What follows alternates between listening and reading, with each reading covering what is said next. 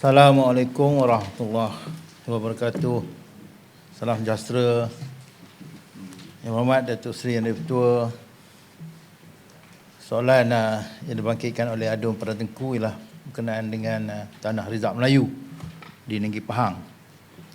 Ada dua soalan yang dikemukakan di sidang Dewan ini. Yang pertama, Adun Perdana Tengku ingin bertanyakan kawasan tanah yang telah digazetkan kepada sebagai Tanah Rizab Melayu di seluruh negeri Pahang mengikut daerah.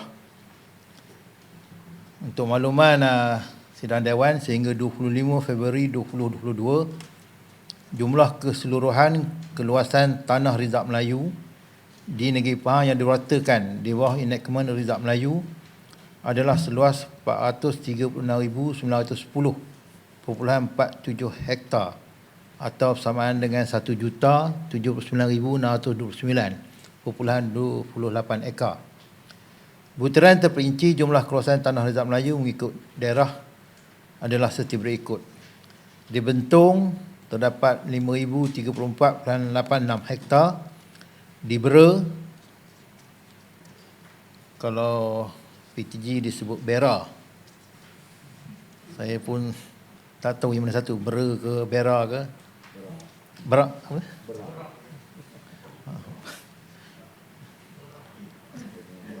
Apa dia Ustaz? Berak. Nanti kita rujuk pada pakar bahasa Melayu. Tapi saya suka menggunakan Bera lah. Orang lebih panggil Bera. Tapi PTG pun bukanlah orang bandar sangat. Orang Melah.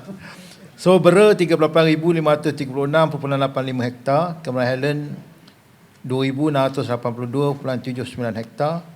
Jerantut 96,734.35 hektar. Lipis 56,825.79 hektar. Maran 60,760.42 hektar. Pekan 52,260.44 hektar. Rauk 13,582.37 hektar. Rompen 19,355.32 hektar. Temeloh 59,481.23 hektar. Kuantan 31,656.05 hektar. Menjadikan jumlah keseluruhannya 436,910.47 hektar. Itu bagi jawapan yang pertama. Yang kedua, Adun Perdana Tengku bertanyakan perancangan kerajaan negeri untuk membangunkan Tanah Rizab Melayu yang strategik dan berpotensi bagi meningkatkan ekonomi orang Melayu. Tanah Rizab Melayu yang strategik dan berpotensi terutamanya dari sudut ekonomi akan dibangunkan mengikut kesesuaian dan keperluan khususnya untuk masyarakat Melayu setempat. Antara strateginya ialah yang pertama sekali pelaksanaan skim tanah rakyat, yang mana ianya merupakan satu bentuk pembangunan berkonsepkan rancangan tanah kelompok. Tanah Rizab Melayu yang dibangunkan melalui pendekatan ini adalah sama dengan untuk dijadikan lot kediaman atau diusahakan dengan aktiviti pertanian dengan objektif untuk meningkatkan lagi taraf sosial ekonomi masyarakat orang Melayu. Melalui pendekatan ini, kerajaan negeri akan dapat manfaat strategi serampan dua mata, yang mana kawasan tanah kerajaan yang berkenaan bukan saja dapat dibangunkan dengan skim tanah rakyat, malahan keluasan Tanah Rizab Melayu yang sedia ada turut dapat dipertingkatkan apabila kawasan tersebut seterusnya akan diwartakan sebagai kawasan sempadan Melayu di bawah Enactment Rizab Melayu. Dalam hal ini, sejumlah 7,814.37 hektar keluasan kawasan Tanah Rizab Melayu akan dapat ditambah daripada jumlah keseluruhan sedia ada 436,910.47 hektar pada awal tahun 2022. 7,814.37 hektar kawasan yang terlibat dengan pembangunan skim tanah rakyat tersebut akan diwatakan sebagai Tanah Rizab Melayu, dan tindakan ini akan dapat membantu hasrat kerajaan negeri untuk merealisasikan usaha meningkatkan keluasan Tanah Rizab Melayu secara berterusan. Yang keduanya ialah pengurangan premium bagi pembangunan Tanah Rizab Melayu.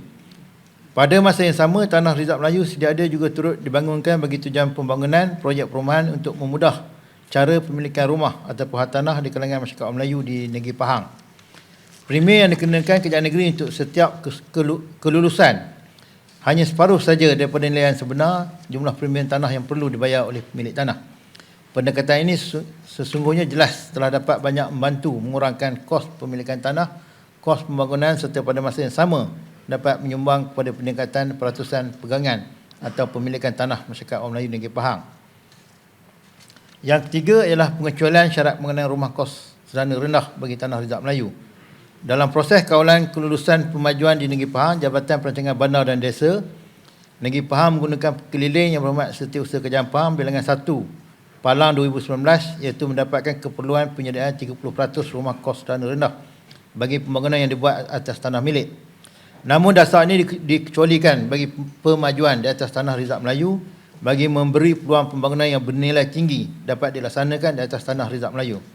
Bagi tanah Rizab Melayu di kawasan perbandaran, semua rancangan tempatan daerah Negeri Pahang telah dizonkan sebagai kawasan pembangunan baru seperti perumahan, komersial dan industri.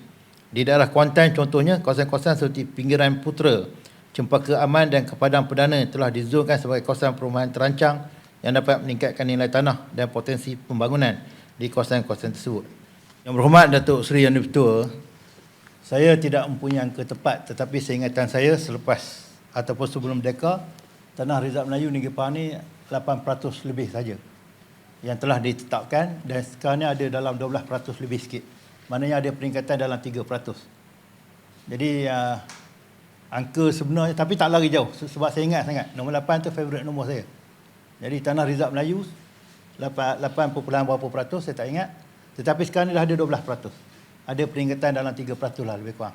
Pokoknya ada peningkatan untuk Rizab Melayu. Terima kasih Datuk Seri Yang Di-Pertua. Terima kasih.